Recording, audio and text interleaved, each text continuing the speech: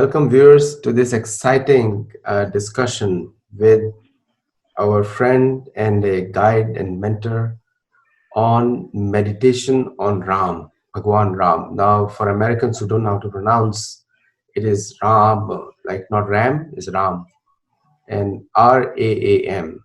So you can pronounce that, because there's no diacritics, I can tell you. Now in this meditation, we are going to discuss about a few things about Ram, and we are also going to publish you something which you can hear at the end of the day, at the end of the video, and you can make a decision. And I really thank you for liking the Narayan Shukta prayers that we published yesterday. So with that, we have His Holiness Bhakti Rasamrita Swami, a very leading saint, a guru, and a preacher. So let us welcome him today on Sattology. Welcome, His Holiness Bhakti Rasamrita Swami. Thank you very much, Adi Guru Prabhu. Aditya, thank you. So, His Holiness, so we address him as His Holiness. So, His Holiness Maharaj, who is Ram, Bhagavan Ram? Many Americans may not know him. And so, who is Bhagavan Ram? Ram is God. Now, in Vedic philosophy, based on Bhagavad Gita and the various other Vedic literatures like the Puranas and the Upanishads and so on, we understand that the supreme spiritual entity, we may call him God, we may call him anything, the absolute truth, resides in the eternal spiritual realm, which is far beyond this material world. This material world is also part of his creation, but it is, so to speak, a secondary part of the creation. In the primary creation, which is spiritual, as opposed to the material creation, he resides there eternally in innumerable forms. And from time to time, as he declares in the Bhagavad Gita, he descends into this material world. And that is called an avatar. Maybe you've heard this word avatar because now I heard there was a movie recently, some years ago, someone told me, Yes. Avatar. So Sanskrit words like karma, avatar, they have become part of popular lexicon all over the world. So when the Lord descends into this material world in his self-same spiritual identity and form, then he's called an avatar. He's still God. He's still that same absolute truth, that supreme entity. And he can appear in different species. He can appear amongst the aquatics as a fish, but he's not an ordinary fish, neither is he an extraordinary fish. He remains the Supreme Lord. He can appear amongst the birds, amongst the animals, and amongst the humans. Sometimes he can appear amongst the community of sages and hermits living in the forest. Sometimes he can appear in the human species as a royal prince or a king, as did Krishna or Ram. So Ram is God himself, the Supreme Lord of the Absolute Truth himself, who has appeared in this world for certain purposes that he had to fulfill.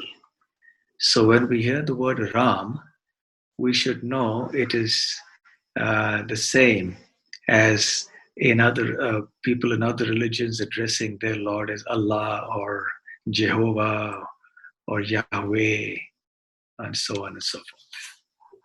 So thank you so much for such a wonderful explanation about Bhagavan Ram. Now, when we address Ram as Bhagavan, so what are the qualities of Bhagavan Ram which really make him called as Bhagavan? What are those things? Because I think for the viewers to know what is Bhagavan itself is a big thing. So what does Bhagavan actually mean? The word Bhagavan is a Sanskrit word which can be split up into two, Bhaga and Van. Bhaga refers to opulences. Van refers to one who possesses. So the word Bhagavan indicates that person who possesses unlimited opulences in perfection. Now, what are these opulences? For example, there's wealth. It's an opulence. People get attracted to someone who's wealthy. Then someone's very courageous or brave or heroic. So in history, there have been so many such legendary personalities. And we're all attracted to hearing about their exploits and so on. Yeah. Then someone's very famous. Then we like to hear about that person. We like to delve into the details of the life of that person. And someone's very intelligent. So we would like to know more about that person. Someone's very beautiful. So someone who's very beautiful is also very attractive to the people at large in this world. Yeah. Or if someone is very renounced, even though that person doesn't seek any name or fame because of the quality of renunciation, but the world becomes very attracted to someone who is able to renounce everything in this world. So these are the opulences generally that attract people. But if you see, people in this world can have one of these opulences, perhaps more than one. Yes. So someone may be very wealthy but may not be beautiful, may not be intelligent, and certainly may not be renounced. But you may find someone who's wealthy and also beautiful, maybe, and maybe famous. So they may have some of these qualities, one or more of these qualities, usually not all. And even then, these qualities exist only in very minute quantities compared to perfection. Let's look at it like this. Even the wealthiest person on earth, whoever that person may be, may have wealth that may go into billions of dollars, I suppose. So, what is the value of billions of dollars compared to this one tiny planet Earth? That wealthiest person maybe owns a lot of companies that are all over the globe, but he doesn't own all the countries of the globe. He doesn't rule over all the people of this world. So, from the point of view of the opulence of the entire planet, his opulence is very tiny. Yes. Even though at an individual level, his opulence may be a lot compared to other individuals. Yeah. But in the totality of the opulence of this Earth planet, it is insignificant. And this one planet, Earth, is just one tiny, tiny planet. Yes. And there are millions of such planets. Yes. And then there are millions of such universes. Yeah. So, and beyond this universe, all these multitude of universes which constitute the material world, there is the unlimited realm of the spiritual world. Yes. Now, when we speak of unlimited and perfect opulence, we mean someone who possesses all this. Right. That is what it means to be God. One. It's not that because someone's a billionaire becomes God. So Ram is God because he possesses these opulences in completeness, in perfection, which nobody else can possess. Now you explained that word so well, and that word was coined by Parashar Muni, I believe. Parashar Yes, is the yes. definition. Now, for the viewers, for Bhagawan Ram, there is a lot of historical reference also throughout India. So the place called Ayodhya is so when we meditate on Bhagawan Ram, what are the different ways we can meditate on Ram?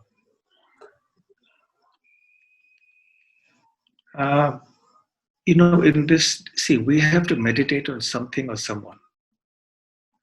Everybody, every single individual in this world has to meditate on something or someone. So usually we like to meditate on the things that we consider desirable, right? Like money or enjoyment or something like that. And then sometimes we may meditate on people whom we hero worship, movie stars or music stars or whatever it may be. So the idea that we worship, is there. It's standard. So Ram is worshipped uh, because he has unlimited qualities, beautiful, sublime qualities. See, we worship anything in this world, people, etc., because of the wonderful things they do, because of the wonderful qualities they have, right? Yes. These are True. basically the Absolutely. things Basic that we quality. admire people for. Absolutely. Someone's very heroic and he does wonderful acts, All or the because Hollywood someone's stars beautiful. and everyone is famous because of that. Sorry? All the stars and Hollywood stars, they do one thing, Yes. become famous. Like that. Yes. So therefore, the perfect way to meditate on Ram is to meditate on his qualities, his divine spiritual qualities, on the activities, the transcendental activities that he performed as when he descended to this earth planet. We can also meditate on his beautiful form, Correct. his beautiful spiritual form, and above all, we can meditate on his holy name, Yeah. which is non-different from his form, non-different from his qualities and his activities. So meditation is gradually becoming a part of the American lifestyle. And I see that in next 20, 30 years, meditation will be one of the most important aspects of healing as well in the American society. So, people are looking for objects of meditation, and people are looking for a source of meditation also, because meditating on mundane things doesn't give them the same benefit as some Hindu saints like yourself experience meditating on Hare Krishna Mahamantra. But the meditation objects are lacking in the Western society, and that's why you'll see that Rishikesh is new America in Uttarakhand. And you have more Americans there than local population sometimes in some specific times of the year. So, what is the meditation on Bhagawan Ram which can be used by the American society? Um, you see, we cannot just meditate on anything or anyone. The word, I mean, in general, I mentioned earlier that people perforce meditate on something or someone all the time. All the things. So we can use the word meditation in a very general, everyday sense Right. in that context. But when we speak of meditation in a specific sense of spirituality, then we are speaking of meditating on something spiritual. Spiritual. So Correct. naturally, it cannot be something of this world. It Yeah. cannot be any ordinary person or any ordinary object or any ordinary phenomenon. It has to be something spiritual. So the first thing that I want to point out is that meditation cannot be just on anything of this world, number Correct. one. Correct. It has to be something transcendental. It has to go beyond. Beyond The our human second, experience. Yeah. yes, the second um, idea that is prevalent is that you try to meditate on nothing, Yes, very which proud. is also not possible. Absolutely not possible. It is not possible to be thoughtless. Then you end up thinking, oh, I'm thinking of nothing. Yeah. No, you're right. So it's not possible to be thoughtless. So neither should we meditate on things of this world, nor try to meditate in vain on nothing. Instead, we should meditate on spiritual forms of the Lord, like Ram, Krishna, Narasimha, etc., who have very kindly advented into this world and who have performed a variety of wonderful, sublime activities here, and who have displayed their qualities, and who have such beautiful names, which when we chant, we can get attracted to them. So that is the reason why we should meditate on the forms, the names, the activities, and the qualities of Ram, Krishna, and so on. So I'm sure the pictures of Ram are easily available now on the net. Absolutely. You can look at the beautiful picture of Ram. You can chant this Hare Krishna Mahamantra, which includes the name of Lord Ram. And in this way, you can meditate on Ram. It will be a very, very effective meditation. Yeah, actually, tomorrow in the US is Ram Navami, and Ram Navami is a great occasion to for some people who want to get connected to Ram because he was born. So, how is the birth of Ram, which can be an object of meditation, is so important for people who want to pursue that path? For one thing, in Bhagavad Gita, Lord Krishna explains that the birth and the activities of the Lord into this world are not mundane, they're not material, they are transcendental. And Lord Krishna says that one who understands this in truth never has to take birth again in this world. Instead, that person attains to the spiritual world, Correct. which is beyond this material world. So, the first aspect of meditating on the birth of Lord Ram is to keep in mind that Lord Ram's birth is not an ordinary birth like ours. Hmm. We are born by a certain biological process, and then we stay in our mother's womb for some many months, and then there is a process of labor pain, and then eventually we are born. Now, that is not the process by which the Lord incarnates or appears in this world. His appearance is, strictly speaking, not a birth. It is just an appearance. Hmm. For So, example, when you see the sun rising early in the morning, uh, for that day, it's the first time you're seeing the sun. yeah. But that doesn't mean that the sun is born. The sun was already existing for a long, long, long time before. Yes. But it's only that today you're seeing it for the first time. So you call it sunrise. Someone may say the sun is being born now. Well, in a sense, it's not wrong because it's born for the day. Similarly, when the sun sets in the evening, then uh, the sun doesn't actually die. The sun merely goes out of our line of sight. And somewhere else there is sunrise. And somewhere else the sun is overhead, and so on. So the so-called birth and the so-called death of the various avatars or incarnations of the Lord could be compared to the rising and the setting of the sun. True. So when we meditate on Ram or on Krishna, for example, or any of the incarnations, then we have to keep this in mind. But the beautiful part of incarnations like Ram and Krishna is that they appear so human-like. And therefore, they're more attractive to us and they're more relatable to us. Hmm. Now, these are the original forms that they have in the spiritual world in which they appear here.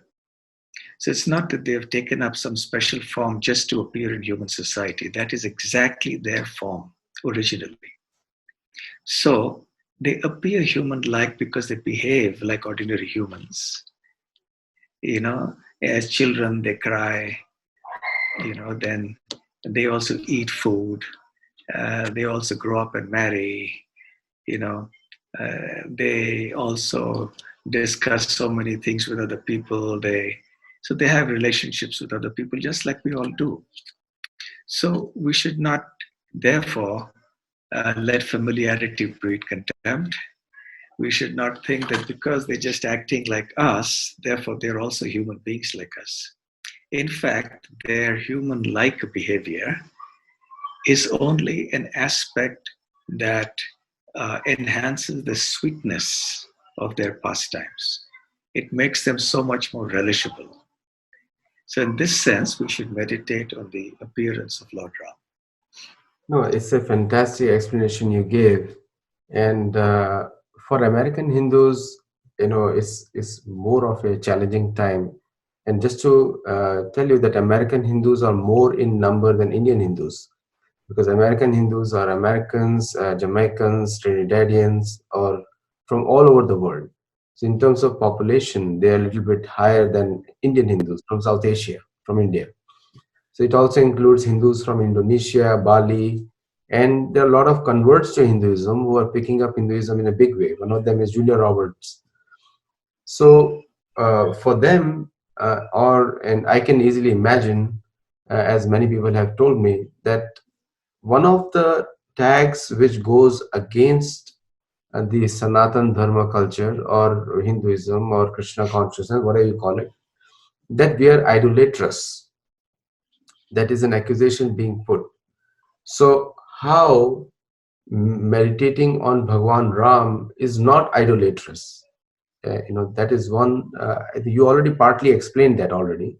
That he descends on his own and he performs some actions, and to remember him, we see an image and we create a murti out of it, and new pran pratishtha. So it's a living person, even though in stone, but it's a living person. How do you explain that charge on us to them? Well, it's a question of understanding things properly from a philosophical point of view.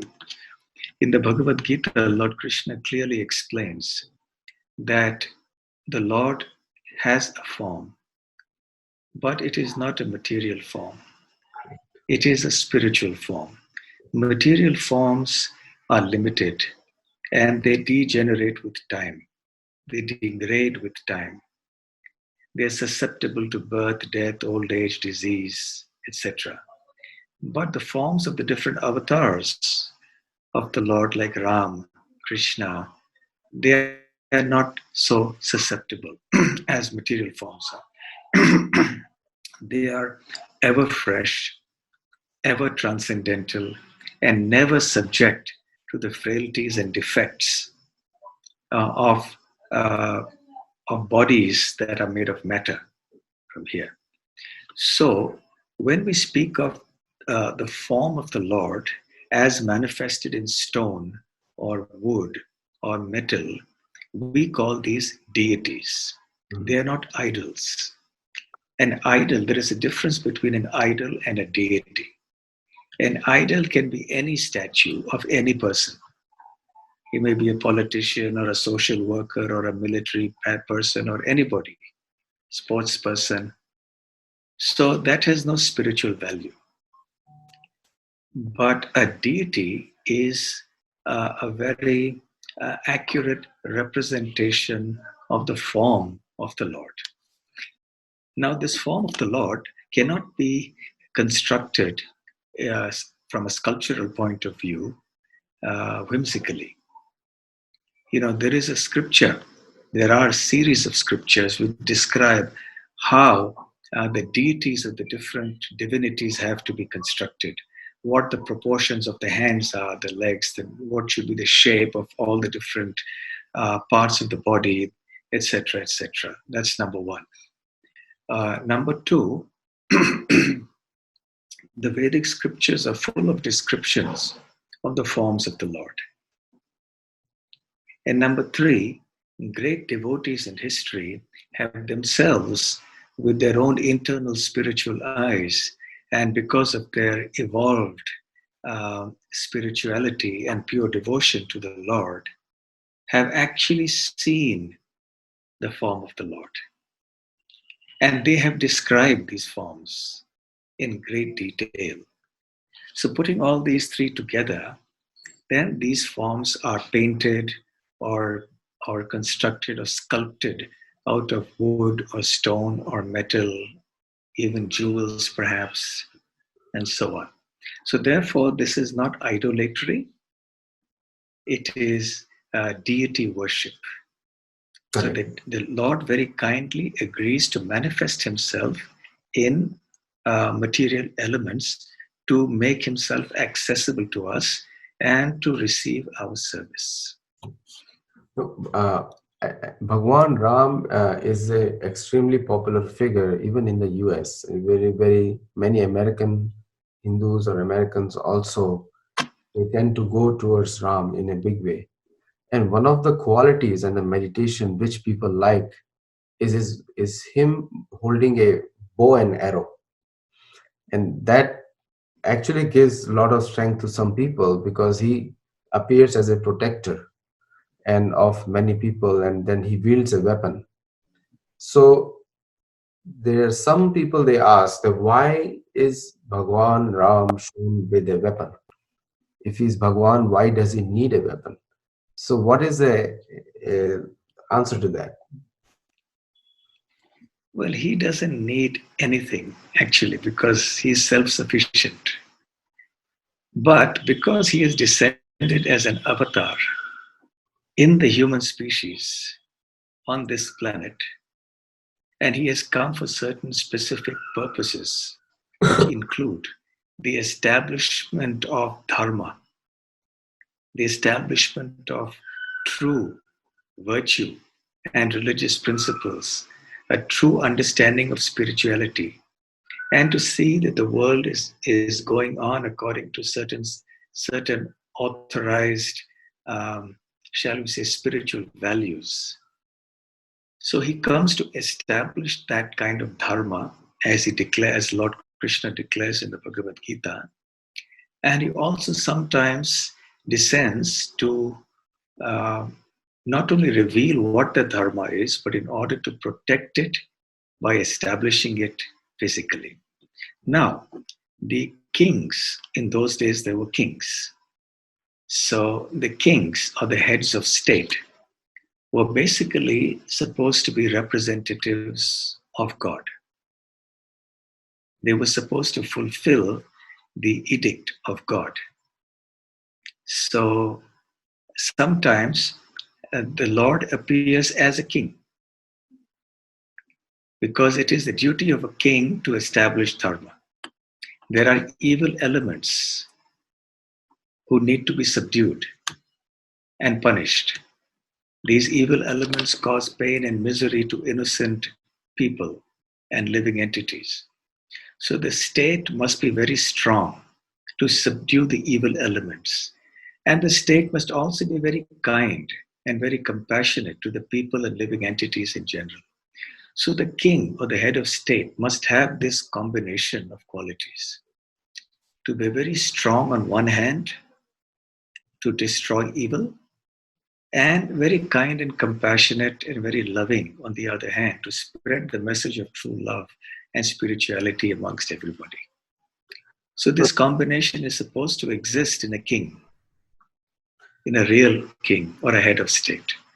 So therefore, many times when the Lord appears as an avatar, he does so in a family, in a royal family. No, you have put it so well because throughout the history we have seen Krishna, Ram, and we have seen Chanakya creating a king, and you brought up a very important point on and on dharma, establishing dharma, and which you correctly pointed out is a principle of righteousness and justice. One of the things which history points out that India was a very attractive country in the past, just 300 years back before the British came to India. Two virtues were very prominent in India. One was truth and one was justice. It was not because of gold people come here, but the businessmen all over the world knew that India, when you come to India, your trade is protected. There are good courts here. So truth and justice was the important principle of Indian society, for which India was considered a very attractive destination, and which also led to India's rise as an economic power. In 1770, India had 26% of the world trade. 1760, 26% of the world trade, which became now it's around 6% or 7%. So, do you think that those dharmic values went down and therefore the Indian economy is down? When dharma goes down, everything goes down eventually. It may not happen immediately. Sometimes it may, but not always. Sometimes there will be a time lag. But a downslide is always going to happen, rest assured. Whenever dharma declines, everything good declines and everything bad rises. So it is inevitable that wherever there is a collapse or a decline of dharma, everything that is conducive for the well being of human beings will decline. And economy is such an important part of human society So that will also run into so many problems. throughout the world, we see little bit kind of a crisis, one of crisis after the crisis. And somebody was telling me there is not even a decade lost throughout the inception of recent times that there was not a war. So, and now we have Bhagawan Ram wielding a weapon. So, so is it like the people worshipping Ram can bring back dharma, or meditating on Ram can bring back dharma in our lives or society? Yes, most certainly. As I mentioned, even though Lord Ram bears the bow and arrow, but that is for punishing those who are causing pain and trouble to innocent people, Correct. who are disrupting the peace in society. You see, it's for them. And that is necessary because if that doesn't happen, there will be havoc all over the world. Absolutely. So it was necessary to do that. But in fact, that's one of the important reasons why Lord Ram descends into this world. But after that, after he had killed the evil Ravana and many other such demoniac people who were causing a havoc throughout the world, what did he do? He established what is famously known as the Ram Rajya, or the rule of Ram. And it is mentioned in the Valmiki Ramayana, which is the uh, classic original text of the Ramayana, that in the Ram Rajya, everyone was happy. There was no pestilence and famine, no epidemics, pandemics. There was no untimely death. There was no sorrow. There was no disease. There was no quarrel amongst people. Everyone was satisfied. No one was greedy. So there are all these good, sublime qualities. Even nature supplied everything bountifully, as much as was required. The earth supplied grains and fruits and vegetables profusely. The hills supplied minerals. The rivers and all that supplied so many other. The oceans supplied pearls and other requirements. So everything for a happy, prosperous life was provided. And people were satisfied with what they had. They were not greedy. They were not lascivious. They were not evil by nature. So this is the Ram Rajya.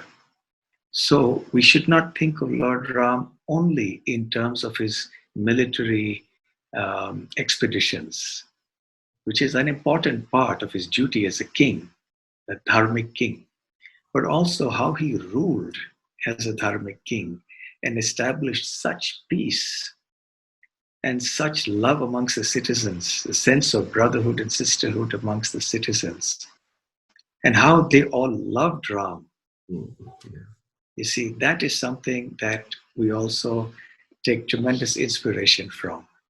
No, you're absolutely right. And in today's time of crisis, people are looking for leadership, and to bring back that example of leadership from the past into our current lives is a fantastic way to change the mindset.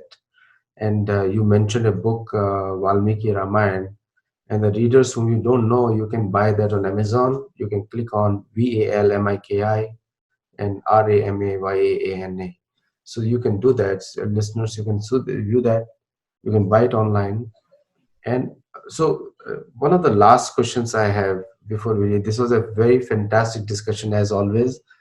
and I'm sure it's going to get more people watching it and learning about Bhagavan Ram. So one of the things that I have, especially for Americans, is that there is a some kind of a what do you call it, uh, inertia in coming towards anything non-Christian or Judaism or background. You know, it's a primarily a Judeo-Christian country, America. So introducing this concept of Ram, how does it help those people who have not been part of this culture, never heard about it? How can we make it easy so that others can look at the beauty of the character of Bhagavan Ram? You see, it's very easy because we can reflect on the fact that Ram is not a Hindu. Right. Krishna is not a Hindu. Yes. He doesn't say, I'm a Hindu. He doesn't say, I'm the God only of the Hindus. In the Bhagavad Gita, Lord Krishna says, I am the source of everything, the material world, the spiritual world. I'm the source of human beings, of the animals, the insects, the birds, everything.